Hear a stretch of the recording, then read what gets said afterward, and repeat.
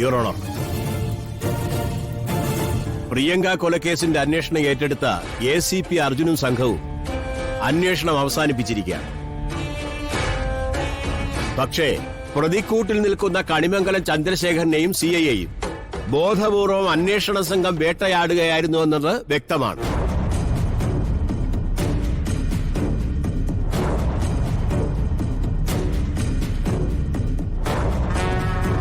മാത്രമല്ല, ഈ കേസിന്റെ അന്വേഷണത്തിന്റെ ഘട്ടത്തിൽ അഡ്വക്കേറ്റ് ആരതി വർമ്മയുടെ ടീം ഒരു ഗുണ്ടാ സംഘത്തെ പോലെയാണ് പെരുമാറിയത്.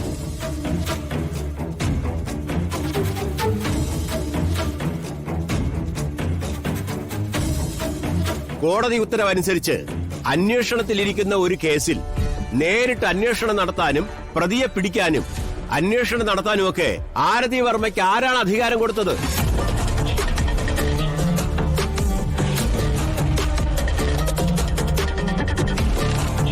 സംസ്ഥാനത്തെ പോലീസ് സംഘത്തെ സംശയമുള്ളതുകൊണ്ടാണോ, അതോ കോടതി ഉത്തരവ് വില കുറഞ്ഞതാണെന്നുള്ള തോന്നൽ കൊണ്ടാണോ ആരതി വർമ്മ ഇങ്ങനെ ചെയ്തതെന്ന് ബഹുമാനപ്പെട്ട കോടതി പരിശോധിക്കേണ്ടതാണ്.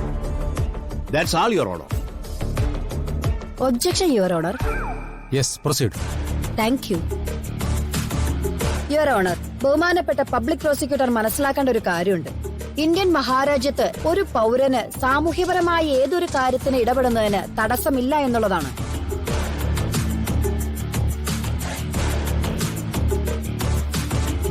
വഴിയരികിൽ ബോധം കെട്ടുകിടക്കുന്ന ഒരാളെ കണ്ട മെഡിക്കൽ സർട്ടിഫിക്കറ്റ് ഉള്ള ഒരാൾ വരുന്നത് വരെ അങ്ങനെ തന്നെ കിടക്കട്ടെ എന്ന് ചിന്തിക്കുന്നത് കോമൺ സെൻസ് അല്ല. ACP അർജുന്റെ കാര്യത്തിലും അദ്ദേഹത്തിന് ആവശ്യമായ സഹായങ്ങൾ എന്റെ ടീം ചെയ്തു എന്നുള്ളത് വാസ്തവമാണ്.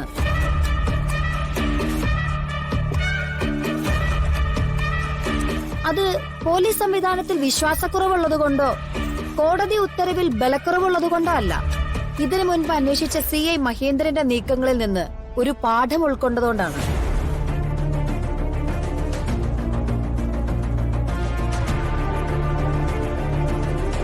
കണ്ണിമ വെട്ടാതെ കാത്തിരുന്നില്ലെങ്കിൽ യഥാർത്ഥ പ്രതികൾ നിയമത്തിന് പുറത്തായിരിക്കുമെന്ന് ഉറപ്പുള്ളതുകൊണ്ടാ ഞാനും എന്റെ സംഘം അല്പം ഉറക്കൊളച്ചത്.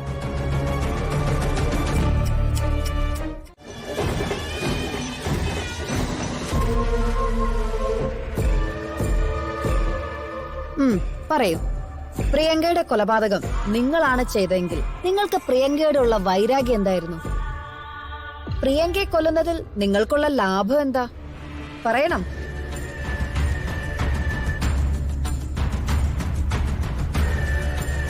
ഞങ്ങൾക്കൊരു വൈരാഗ്യവും ഇല്ല. ഞങ്ങളെ കൊല്ലാൻ ഏൽപ്പിച്ചതാണ്.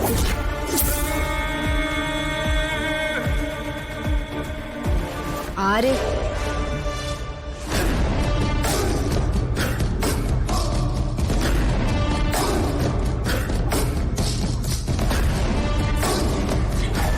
കണിമംഗലം ചന്ദ്രശേഖരൻ.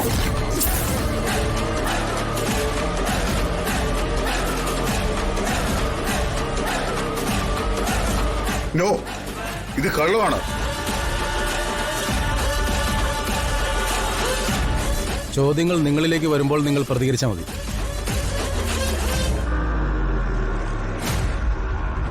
You proceed. പ്രിയങ്ക കണിമംഗലം വിട്ട ദിവസം യഥാർത്ഥത്തിൽ സംഭവിച്ചതെന്താ?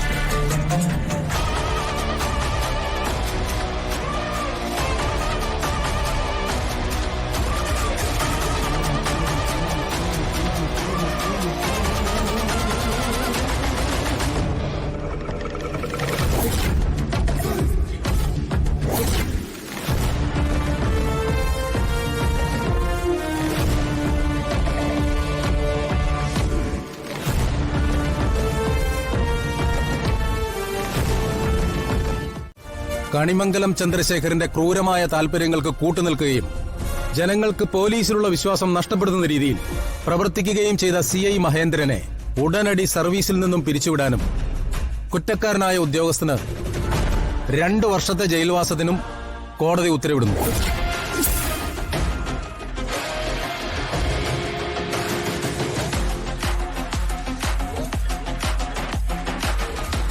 ഓരോ കേസും സമൂഹത്തിന് പുതിയ പാഠങ്ങളാണ്.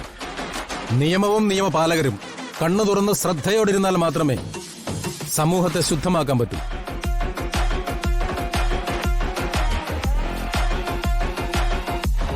കുറ്റവാളികളെ ജയിലിലേക്ക് കൊണ്ടുപോകാം.